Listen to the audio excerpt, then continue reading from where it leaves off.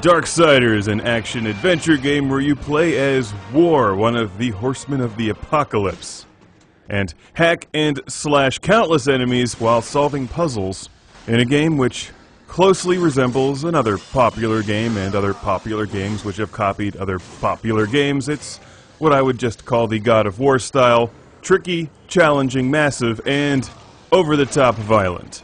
This is one that fans of the God of War series and Dante's Inferno and others should keep their eye on, because it's quite affordable now. You know, this is a 2010 release that I never even heard of. When it came out for Xbox 360 and PlayStation 3, it made its way onto PC.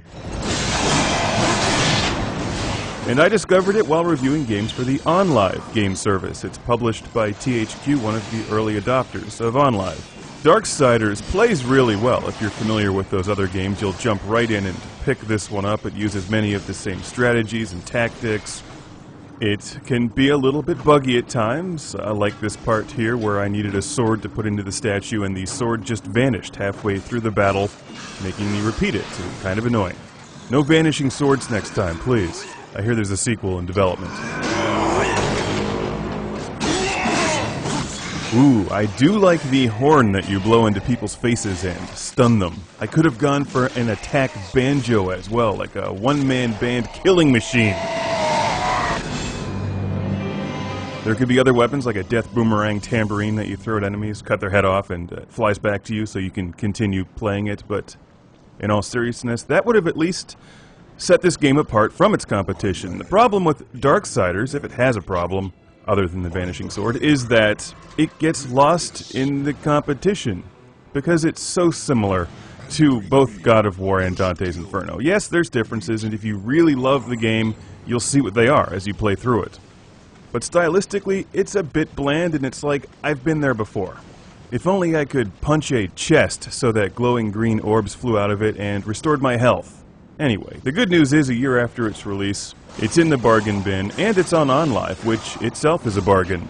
If you like this style of gameplay, it's a fun game, and worthy of the rental price that OnLive asks. It's a massive game with some interesting puzzles and extremely challenging boss battles that show some real creativity at times. Also, the voice acting in this game is excellent. Liam O'Brien, who voices War, does a nice job, and Mark Hamill is also in this game. I mean, not him, but his voice. If you have a super-duper fast, high-speed internet connection, the game is fast and responsive and playable on OnLive. Visually, as with every game on the service at this time of this review, the colors and visual details are muted compared to what you'll find on the other major game consoles. Except for the Atari 5200 version of this game, which just completely sucks.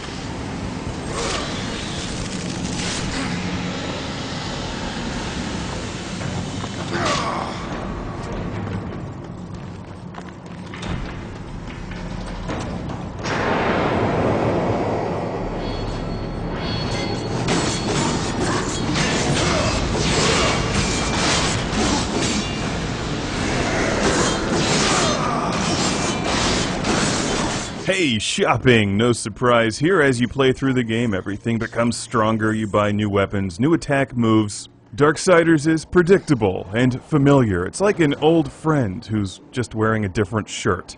Does it deserve to be labeled as a bargain bin budget game? Probably not. A lot of work obviously went into this game. It's huge and packs a massive amount of challenge. It's also a nice representation of what OnLive is good for, because it's so easy to browse games on there and you can instantly preview them for free. And it's just sitting there right in between Red Faction and Batman Arkham Asylum. But this time you don't have to spend $60 on it. It's free to preview and extremely cheap to play.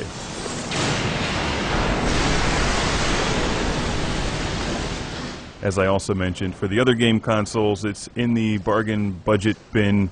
I mean, we've all been there. You know how it is. You have to dig through the sports games, like, oh, it's NHL 08. Okay. Madden 03. Darksiders! Is that a copy of Cosmic Carnage on the bottom? No, it couldn't be. It's a mirage. Hey, it's a puzzle involving lava! This game also has giant monsters that spew fire and, like blood everywhere and have giant wings.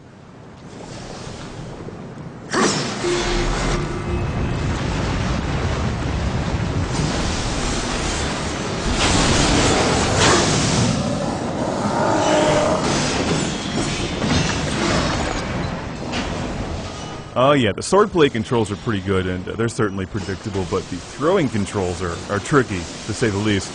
That adds to the challenge. Darksiders is pretty cool, and definitely worth a look if you're into this genre, and particularly for you OnLive owners. Give it a spin, even though you don't really spin games on that thing so much as... Give it a stream. That just doesn't sound cool. How about just try playing it? You may be pleasantly surprised. Darksiders!